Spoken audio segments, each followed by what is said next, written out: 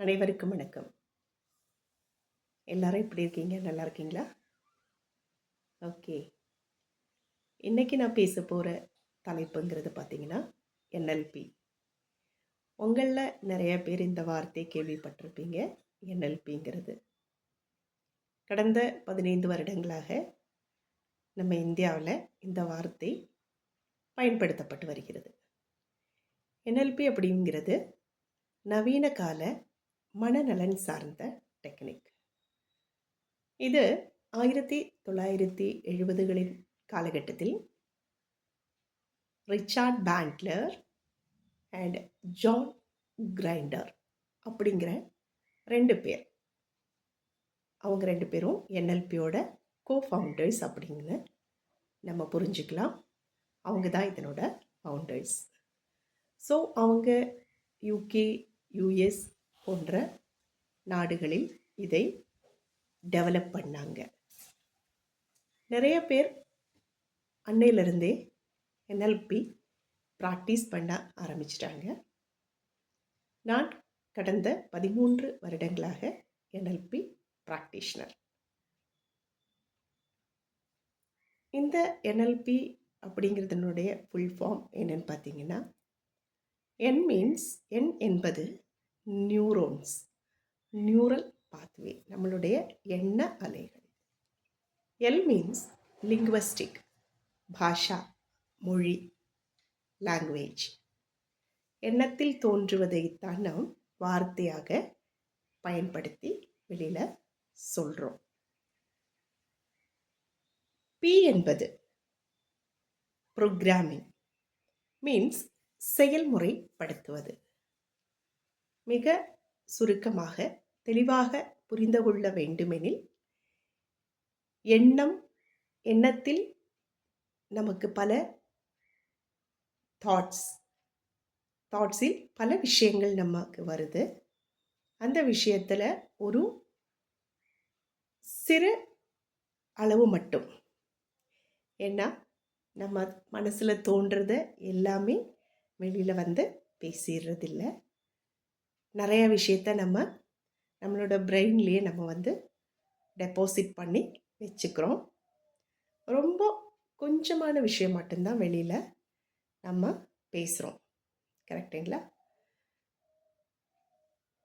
இன்னும் சொல்லப்போனால் இன்னும் கொஞ்சம் விஷயத்த இப்போ நமக்கு தோன்றத நம்ம வந்து செயல்முறையில் பண்ணிட்டு போயிட்டே இருப்போம்.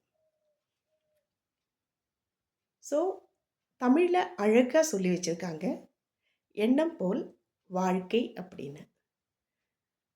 எனது எண்ணம் எதுவோ அதுவே எனது வாழ்க்கை, உனது எண்ணம் எதுவோ அதுவே உனது வாழ்க்கை. இங்கே வந்து பார்த்தீங்கன்னா, நம்ம எண்ணத்தில் மிக தெளிவாக இருக்க வேண்டும், உறுதியாக இருக்க வேண்டும். அப்போது மட்டுமே நாம் வெளியில் வார்த்தைகளாகவும் செயல்முறையாகவும் பயன்படுத்த முடியும். இனி ஒரு மனிதனுக்கு எண்ணத்தில் ப்ளசண்ட் மட்டுமல்ல, அன்பிளசண்ட், அதாவது நமக்கு தேவையானவை மட்டும் தானா நாம் வந்து யோசிச்சுட்ருக்கோம் அப்படின்னு நீங்கள் பார்த்தீங்கன்னா, கண்டிப்பாக டெஃபினெட்லி நாட். நம்ம தேவையில்லாத நிறைய விஷயத்தை தான் நம்ம ஆல் டைம் நம்ம தாட்ஸில் போட்டு நம்ம ஒர்க் பண்ணிகிட்ருப்போம். ஸோ இது என்ன ஒரு விஷயத்தை நமக்கு கொடுக்கும் அப்படின்னு கேட்டிங்கன்னா, அந்த எண்ணம் போல் வாழ்க்கைங்கிற அந்த வார்த்தை உண்மை என்றால், எனது எண்ணத்தில் இருப்பவையெல்லாம் நல்லதாக இருக்கும்போது மட்டுமே எனது வார்த்தையிலும் எனது செயல்முறையிலும் அது நல்லதாக முடியும். இல்லையெனில் என்ன இருக்கிறதோ, மேபி அன்பிளசன்ட், பாசிட்டிவ், நெகட்டிவ் அப்படின்னு சொல்லுவாங்க சில வார்த்தைகள். உண்மையிலேயே பாசிட்டிவ், நெகட்டிவ் என்பதை விட நம்ம ப்ளசண்ட், அன்பிளசண்ட்டுங்கிற வேர்டை அங்கே ஸ்விட்ச் பண்ண முடியும். நிறைய வார்த்தைகள் நம்ம வந்து மாற்றி பயன்படுத்தும் போது நம்மளோட வாழ்க்கை தரம் கண்டிப்பாக உயரும்.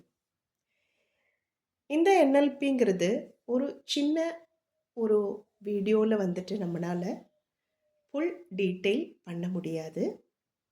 இருந்தாலும் என்எல்பியை நம்ம சிறு குழந்தைகள் முதல், இன்னும் சொல்லப்போனால் ஒரு குழந்தை வேண்டும் என தீர்மானிக்கும் தம்பதியர் முதல் கண்டிப்பாக கற்றுக்கொள்ள வேண்டிய ஒரு டெக்னிக் இந்த என்எல்பிங்கிறது. ஸோ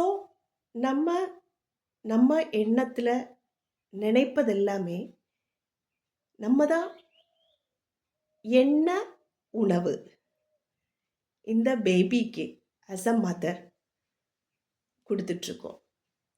ஸோ ஒரு குழந்தை உருவாக்கப்படும் போதே நம்மளை கேள்விப்பட்டிருப்போம், பெண்கள் கிட்ட அவங்க வந்து கர்ப்ப காலத்தில் ப்ரெக்னென்சி பீரியடில் நல்லதை பேசு, நல்லதை நினச்சிட்ரு, நல்லதை பண்ண, அதிர்ந்து நடக்காதே அப்படின்னு சொல்லி நிறைய விஷயங்கள்.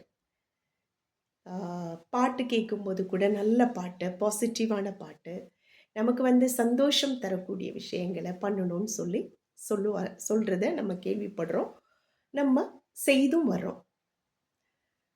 அதே டைம் அதோடு சேர்த்து எனக்கு நல்ல நல்ல சிந்தனைகள், higher thoughts, superior thoughts, pure thoughts, இதெல்லாமே நம்ம வந்து நம்ம எண்ணத்தில் வச்சுக்கும் போது இந்த குழந்தைக்கு அது வந்து உள்ள நம்ம ஃபீட் பண்ணிடுவோம்.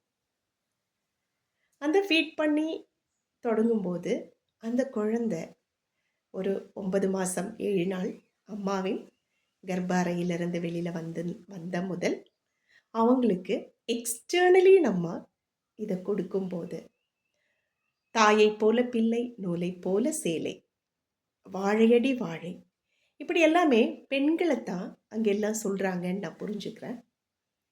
ஸோ அம்மா அப்படிங்கிறவங்க வந்து ஒரு ரோல் மட்டும் கிடையாது, அவங்களுக்கு நிறைய விஷயங்கள் சொல்லப்பட்டிருக்கு. அதை பற்றி நம்ம பின்னாடி பேசுவோம். இப்போ என்எல்பி.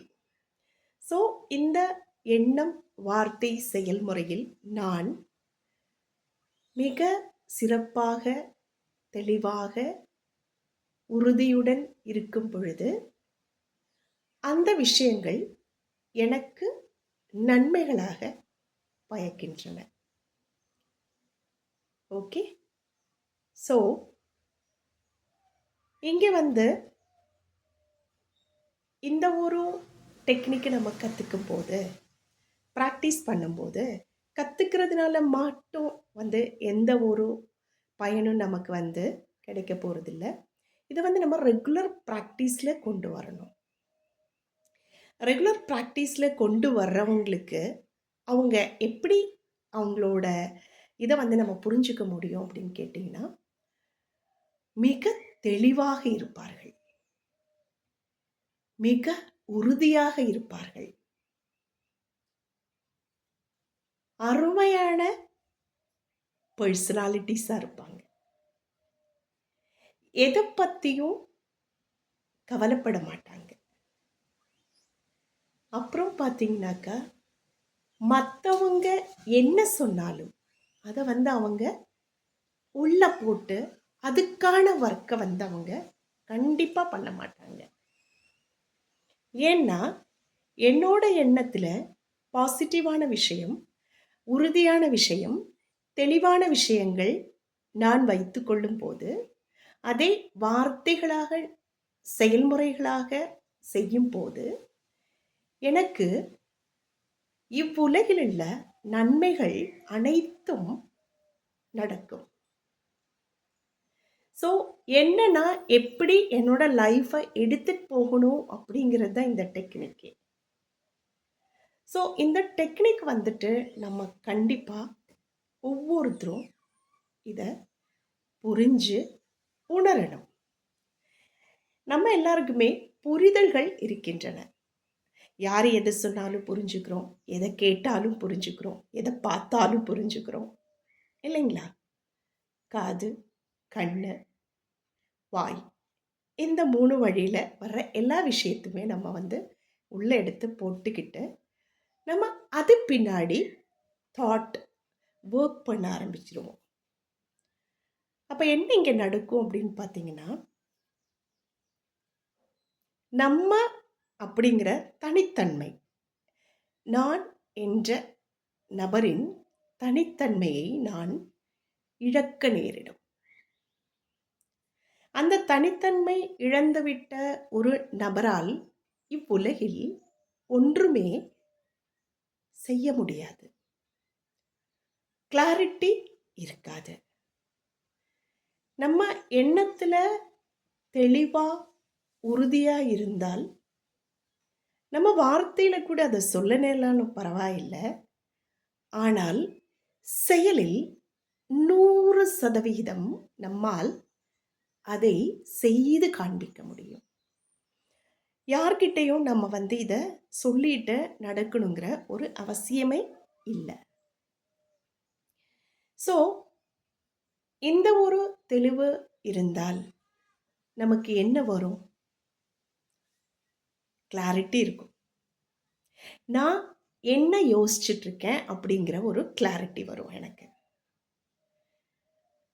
அதில் ஏதாவது அன்பிளசண்டான விஷயம் இருக்குது அப்படின்னு நான் உணர்ந்தால் என்னால் அது என்னோட தாட்லேயே கரெக்ட் பண்ண முடியும். ஸ்ரீஜா, நீ இப்படி யோசிக்காத, இதை கொஞ்சம் இந்த பெர்ஸ்பெக்டிவில் யோசி. ஸோ அப்போ உனக்கு இந்த மாதிரி இதை எடுத்துகிட்டு போகலான்னு நானே எனக்குள்ள என்ன பண்ண முடியும்? கரெக்ட் பண்ண முடியும். அப்போது என்னுடைய எண்ணம் மீண்டும் கிளாரிட்டி அப்படிங்கிற ஒரு விஷயத்துக்கு வந்துடும். ஸோ இதை நான் சொல்லணும் இப்போ என்னோடய வீட்டில், இல்லை நான் என்ன பண்ண போகிறேன் அப்படிங்கிறத பற்றி சொல்லணுங்கிற ஒரு அவசியமும் கிடையாது. இனி யாராவது கேட்டால், நமக்கு தோன்றினால், ஏன்னா நம்ம சொல்லும்போது மற்றவங்களுக்கு புரியாது. ஏன்னா அவங்க NLPயில் வாழ்ந்துட்டுருப்பாங்க. அவங்களுடைய எண்ணம், அவர்களுடைய வார்த்தை, அவர்களுடைய செயல், அதில் தானே ஒவ்வொரு மனிதனும் வாழ முடியும் இங்கே. அப்படின்னு சொல்லும்போது இங்கே ஒரு கான்ஃப்ளிக்ட் வரும்.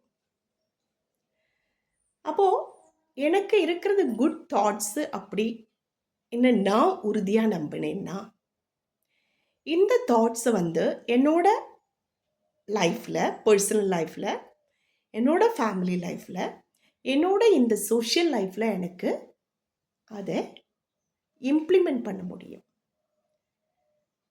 இதை நம்ம எப்படி ஒருத்தங்களை புரிய வைக்க முடியும்? நம்ம பேசினா, இல்லை நான் சொல்கிறேன், இப்போ என்கிட்ட என்னோடய தாட்டில் ஒரு விஷயம் வருது, நான் அதை என் கூட இருக்கிற என்னோட கணவர்கிட்டையோ, என் குழந்தைகள்கிட்டையோ, என் குடும்பத்தாரிடமோ நான் அதை சொல்கிறேன். ஸோ அவங்க ஃபஸ்ட்டு அதை ஒத்துக்க மாட்டாங்க. ஒத்துக்கணுங்கிற ஒரு அவசியம் இல்லை அங்கே. ஏன்னா they are living all time there thoughts. So என்னோட தாட்ஸு அங்கே போகும்போது அங்கே ஒரு கான்ஃப்ளிக்ட் வரும். அப்போ தான் நமக்கு உடனே நம்மக்கிட்ட அவங்க என்ன சொல்லுவாங்கன்னா, எதுக்கு இப்படி பண்ணுற, வேண்டாம், அப்புறம் பார்த்துக்கலாம். ஏன்னா அந்த விஷயத்தை என்னோட தாட்ஸில் இருக்கிற, நான் பண்ண போகிற அந்த ஆக்ஷனில் இருக்கிற கிளாரிட்டிங்கிறது என்னோட கணவருக்கு இருக்கணும் என்பது அவசியம் இல்லை. ஆனால் என்னோட கணவர் புரிதல் உள்ளவர், என்னோட உணர்வை நல்லா உணர்கிறவர். அதனால் இந்த ஃபேமிலியில் அந்த விஷயம் இல்லை. பட் ஆல் டைம் நம்ம முன்னாடி பேசுகிறவங்க கிட்ட நம்ம புரிஞ்சுக்கிற விஷயம் என்னன்னு பார்த்தீங்கன்னா, ஹஸ்பண்ட் சொல்கிறத ஒய்ஃப் ஒத்துக்கல, இல்லை ஒய்ஃப் சொல்லும்போது ஹஸ்பண்ட் அதை ஏற்றுக்கல. ஸோ கான்ஃப்ளிக்ட், நிறைய விஷயங்கள் போயிட்டே இருக்கும். ஸோ இதை நம்ம சின்னதுலேருந்தே ஏன் ப்ராக்டிஸ் பண்ணணும்னு சொல்கிறேன் அப்படின்னா உங்களுக்கு புரிஞ்சிருக்கும். ஸோ என்னோட எண்ணத்தில் இருக்கும் அந்த தெளிவான எண்ண அலைகளை நான் வாய்மொழியாக சொன்னாலும் சொல்லாவிடினும் செயல்முறையாக அதை கொண்டு வரும் போது ஒரு ரிசல்ட் அங்கே கிடைக்கும். கண்டிப்பாக அந்த ப்ராசஸ் கம்ப்ளீட் ஆனாதான், ப்ரோக்ராம் பண்ணாதான் இங்கே ஒரு ரிசல்ட் எண்டு கிடைக்கும். அந்த எண்டுங்கிறது ப்ளசண்ட்டாக இருக்கலாம், அன்பிளசண்ட்டாக இருக்கலாம். That is not a matter.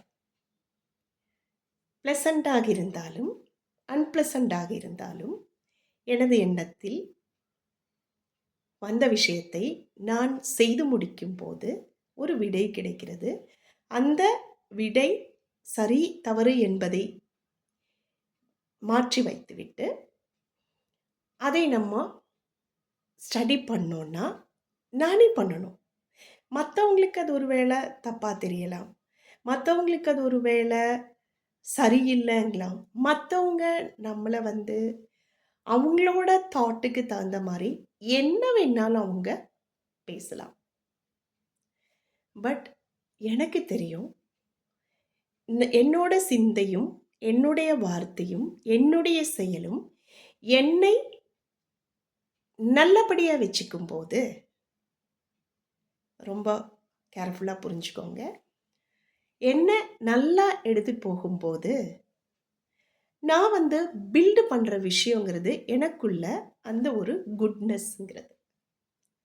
So இந்த குட்னஸ் அப்படிங்கிறது நம்ம ப்ராக்டிஸில் வந்தால் ஷீலா அப்படின்னா நம்மளோட குணநலன், ஷீலம் அப்படின்னு மலையாளத்தில் சொல்லுவாங்க. ஸோ இது நம்ம ரெகுலராக பண்ணும்போது நம்மளோட ஹேபிட் பேட்டர்ன் சேஞ்ச் ஆகும். அந்த சேஞ்சு வரும்போது நம்மளை நல்லா எடுத்துகிட்டு போகும்போது என் கூடையுள்ள எனது குடும்பத்தை ரொம்ப நல்லா என்னால் எடுத்துகிட்டு போக முடியும். அதே மாதிரி ஒரு நபர் என்கிற முறையில் ஒரு தனிநபராக, ஒரு மனைவியாக, அம்மாவாக, மகளாக, மற்ற பல ரோலும் நம்ம ஹேண்டில் பண்ணுறோம் அட் எ டைம். சமூகத்தில் நம்ம சேவை செய்கிறதுனால சமூக சேவைக்கு சமூக ஆர்வலராகவும் நம்ம இருக்கோம். ஸோ நம்மக்கிட்ட இருக்கிற இந்த குட்னஸை நமக்கு கையில் இருந்ததுன்னா கையில் இருக்கிறத எல்லாருக்கும் நம்ம கொடுத்துட்டு போயிட்டே இருக்கலாம். ஸோ அந்த ஒரு விஷயம் நம்ம ஏற்படுத்திக்கணும், ஒவ்வொருத்தரும் ஏற்படுத்திக்கணும். இங்கே அந்த ஒரு ப்ராக்டிஸ் பண்ணுற ஒரு நபர் கண்டிப்பாக இந்த ப்ராக்டிஸ் பண்ணுற ஒரு நபருக்கு புரியும் அவங்க என்ன பேசுகிறாங்க, என்ன நினைக்கிறாங்க, அவங்க என்ன செய்ய போகிறாங்க அப்படிங்கிறதெல்லாம் ஓரளவு நமக்கு உணர முடியும். ஃப்ரீக்வன்சி அப்படிங்கிற ஒரு வார்த்தை கேள்விப்பட்டிருப்பீங்க. அது ஒரு சயின்ஸு. ஸோ அலைகள் அப்படிங்கிற ஒரு விஷயம் இந்த யூனிவர்ஸில், இந்த பூமியில், பிரபஞ்சத்தில் இருக்கு. ஸோ எனது எண்ண அலைகள் உள்ள நபரை என்னால் எவ்வளோ கூட்டம் இருந்தாலும் நம்மளோட அந்த ஒரு ஃப்ரீக்வன்சி போய் அவங்கள கனெக்ட் பண்ணிடும். அந்த குட்னஸ் உள்ளவங்களுக்கு அந்த குட்னஸ் உள்ள அவங்கள கனெக்ட் பண்ண முடியும், ரெசனேட் ஆகும் நமக்கு. ஸோ இங்கே பார்த்தீங்கன்னாக்கா நான் எங்கே கனெக்ட் பண்ண வரேன் அப்படின்னா, எந்த ஒரு மனிதன் தெளிவாக, உறுதியாக, மிக மிக மிக உறுதியாக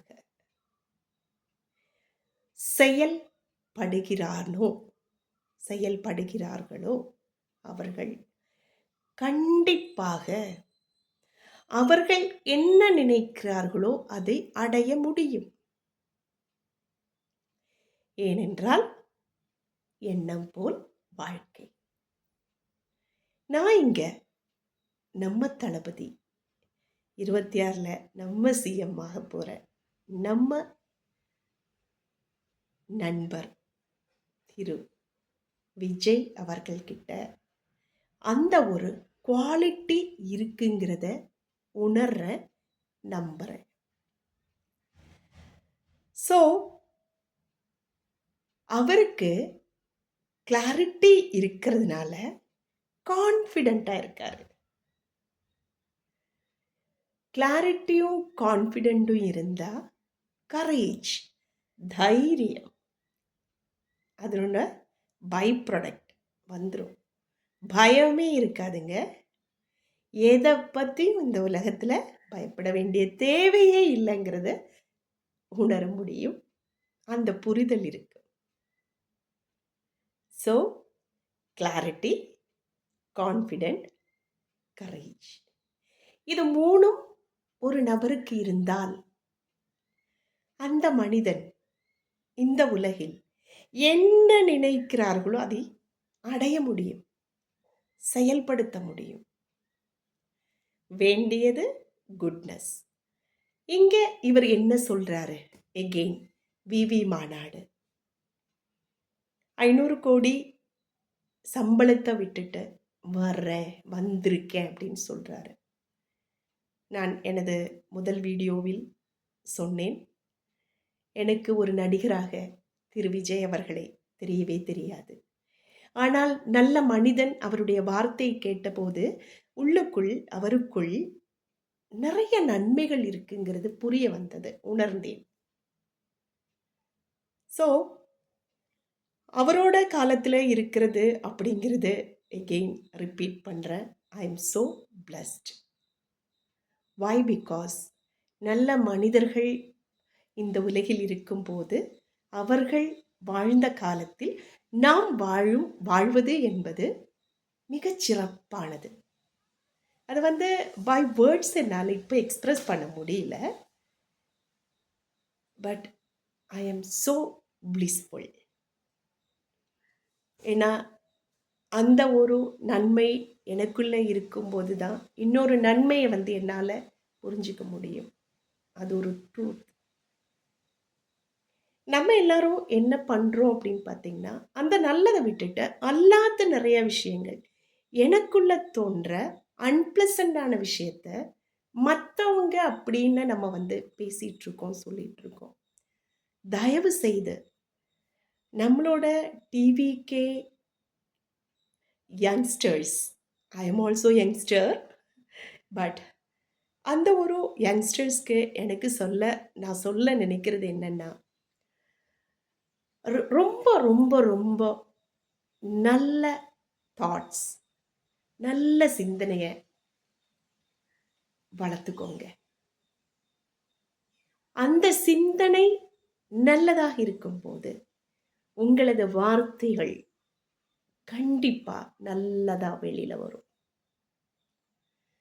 எண்ணமும் வார்த்தையும் ஒரு சேர்ந்தால் அப்புறம் நம்ம அதை ஆக்ஷன்ல ப்ரோக்ராமிங், அதை ப்ரோக்ராம் பண்ணிட்டா போதும், நல்லது மட்டுமே நடக்கும். ஸோ திரு விஜய் அவர்கள் கான்ஃபிடெண்ட்டாக இருங்க, நல்லதே நடக்கும் அப்படின்னு சொல்கிற அந்த விஷயம் இதுதான். இதுவாக மட்டுமே இருக்க முடியும். ஏனென்றால் அவர் அனுபவத்தில் இதை நம்ம ஒரு நாளில் எடுத்துகிட்டு வந்த விஷயம் கிடையாது. இது ஃபார் லாங் இயர்ஸ் நம்மளோட எக்ஸ்பீரியன்ஸில் நம்ம உணர்தல், நம்ம புரிதல், நம்ம உணர்தல், நம்ம என்ன பண்ணிகிட்ருக்கோம், ஹூ ஆம் ஐ, what is my life and purpose, நான் எதற்காக இந்த உலகில் பிறந்திருக்கேன்.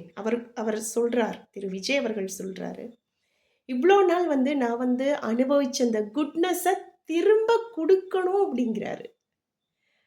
ஏங்க இருக்கிறத தாங்க கொடுக்க முடியும். அவர்கிட்ட நிறைய நன்மைகள் வச்சுருக்காருங்க. நீங்கள் மற்றவங்க பேசுகிற மாதிரி அரசியல் அப்படிங்கிறது நிறைய பேசுகிறாங்க. எகெயின் அந்த வார்த்தைகள் எல்லாம் நான் உபயோகிப்பதை ஒரு 90% உபயோகிப்பதில்லை. ஏனென்றால் அது எனக்கு நல்ல பயனை அளிக்காது. அதற்காக மட்டுமே. அந்த பர்சன்ஸ் கிட்ட, நபர்கள் கிட்ட நான் உங்ககிட்ட ரிக்வெஸ்ட் பண்ணுறது என்னன்னா, உங்களோட கருத்துக்களை நீங்கள் வந்து தெரிவிங்க. கண்டிப்பாக அறிவிக்கலாம், தெரிவிக்கலாம். ஆனால் உபயோகிக்கும் வார்த்தைகளை, அதற்கு முன் உங்கள் சிந்தனையில் வரும் எண்ணங்களை கொஞ்சம் நல்லதாக வைத்துக் கொள்ளுங்கள். ஏனென்றால் உங்களது எண்ணமும் உங்களது செயலும் உங்களுக்கும் உங்களது குடும்பத்தினருக்கும் உங்களது சமூகத்திற்கும் தான் குணநலன்களை செய்யும். இனி ஆப்போசிட் ஆனால் அதுக்கு ஆப்போசிட் நமக்கு நடைபெறும். இது ஒரு உண்மை, நான் சொல்வதல்ல. நீங்கள் சயின்ஸ் ஆகட்டும், மனநலமாகட்டும், ஜோதிஷமாகட்டும், எந்த ரீதியில் வேணால் எந்த ஒரு ஃபார்முலா நீங்கள் போய் ரீசர்ச் பண்ணி பாருங்கள். இது உண்மை, எல்லாருக்கும் தெரிஞ்சது தான். நான் புதுசாக எதுவுமே சொல்லலை. ஆனால் இது நிறைய நம்ம கேள்விப்படுறோம். கேள்விப்படுறது எல்லாமே கரெக்டாக அப்படிங்கிறத வந்து நம்ம வந்து உணரும் போது தான் நமக்கு அது புரிய வரும். எஸ் இட் இஸ், இதுதான் அது அப்படின்னு. ஸோ இதை வந்து திரு விஜய் அவர்கள் கடந்த நிறைய வருஷங்களாக கண்டிப்பாக அவர் ப்ராக்டிஸ் பண்ணியிருக்கணும். நான் யார் என்ற தெளிவை கண்டிப்பாக தெள்ளத் தெளிவாக உணர்ந்திருப்பார். என்ன செய்ய போகிறேன் என்ற மிக மிக மிக தெளிவாக இருக்கிறார். ஸோ இன்னைக்கு கூட வீடியோஸ் வந்திருக்கு. அதில் வந்து அவர் வந்து அதை செய்யணும், அதை சொல்லணும், அதை பண்ணணும், இதை பண்ணணும். How it possible sirs? How it possible சொல்லுங்க. இனி உங்களுக்கு நீங்கள் செய்யறதெல்லாம் மற்றவங்க சொல்றத, மற்றவங்க இது பண்ணுறத தான் நீங்கள் செஞ்சுட்டு போறீங்களா? தயவு செய்து அனலைஸ் பண்ணுங்க. உங்களுக்குள்ள ஒரு மனிதர் வருகிறார். இங்கே அன்பிளசண்டான சிச்சுவேஷன் தமிழ்நாட்டில் மட்டும் இல்லை, இந்தியாவில் மட்டும் இல்லை, ஆல் ஓவர் த வேர்ல்டு நடந்துட்டுருக்கு. ஸோ நம்மளோட கான்ட்ரிபியூஷன் என்னவா இருக்கணும்? எரியற தீயில கொண்டு போய் பெட்ரோலை ஊற்றுறதா? Never never, don't do that. நீங்கள் அதை வந்து கம்மி பண்ணுறதுக்காக என்ன பண்ண முடியும்னு யோசிங்க. அந்த யோசிக்கணும்னா எனக்கு என்ன கிடைச்சிது, எனக்கு என்ன கிடைச்சிட்ருக்கு, என்னோட ஹஸ்பண்ட் என்ன லவ் பண்ணலை, என்னோட ஹஸ்பண்ட் அது தரலை, என்னோட கிட்ஸ் எனக்கு இதை தரல, என்னோட ஃபேமிலி இதை தரல, என்னோட சொசைட்டி எனக்கு இதை தரல, என்ன தந்திருக்காங்க அப்படின்னு யோசிக்கிறதுல இடத்துலேருந்து ஸ்விட்ச் பண்ணி ஆப்போசிட் போகணும். நான் என்ன கொடுத்துட்ருக்கேன், எனக்கு என்ன கொடுத்துட்ருக்கேன், ஃபர்ஸ்ட் செல்ஃப் சென்டர்டாக நம்ம யோசிக்கும் போது தான் செல்ஃபிஷாக ஃபஸ்ட்டு தோணும். பட் அது வந்து வெறும் தோன்றல் மட்டுமே, செல்ஃபிஷ் கிடையாது. நம்ம செல்ஃபிஷாக யோசிக்கும் போது தான் உங்களுக்கு செல்ஃப்லெஸ்ஸாக உங்களால் மாற முடியும். ஸோ எனக்குள்ளே நான் யோசிக்கிறேன், நான் என்ன கொடுக்கணும், எனக்கு என்ன கொடுக்கணும், என்ன நான் நல்லதாக வச்சுக்கிறதுக்கு தாங்க இந்த உலகத்தில் இந்த பிறப்பே வந்திருக்கு. அதுக்கும் தமிழில் அழகான ஒரு வார்த்தை இருக்குது, மனிதனாய் பிறப்பதற்கு மாதவம் செய்திடல் வேண்டும் அப்படிங்கிறாங்க. ஸோ இந்த மனித ஜென்மம் கிடைச்சது தவம் செய்து கிடைத்திருக்கிற ஒரு ஜென்மம். ஸோ நல்லா வச்சுக்கிறது தானே, என்ன நான் நல்லா வச்சுக்கிறது தானே இங்கே பிறந்திருக்கேன். இந்த உண்மையை கூட நம்ம உணர வேண்டாமா? இந்த உண்மையை நம்ம உணரும் போது தானே, என்ன நான் நல்லா வச்சுக்கும் போது என் கூட, ஏன்னா நான் நல்லா இருக்கணும்னா எனக்கு சுத்தம் நல்லா இருக்கணும், அப்போ தான் என்னால் நல்லா இருக்க முடியும். பட் இது செல்ஃபில் தான் நீங்கள் ஒர்க் பண்ணி ஆகணும். ஸோ தயவு செய்து தோழர்களே, விமர்சிப்பவர்களை சொல்கிறேன், நீங்கள் உங்களுக்கும் உங்களது குடும்பத்திற்கும் உங்களது சமூகத்திற்கும் நல்லதை சிந்தியுங்கள், பேசுங்கள், நல்ல வார்த்தைகளை பேசுங்கள், நல்லதை செய்யுங்கள். ஒரு மனிதன் அவருக்கு தோன்றிய அவரது எண்ணங்களில் அவரது செயல்படுத்த வேண்டிய விஷயங்கள் என்னவென்று அவருக்கு தோன்றியுள்ளது, அவர் வருகிறார். ஏன் அவரை நீங்கள் தடை போடுகிறீர்கள்? இனி ஒன்று உறுதியாக கூறுகிறேன். அப்படி தடை போட முடியவே முடியாது. கண்டிப்பாக முடியாது. ஏனென்றால் இயற்கைதான் நம் எல்லாவரையும் படைத்தது.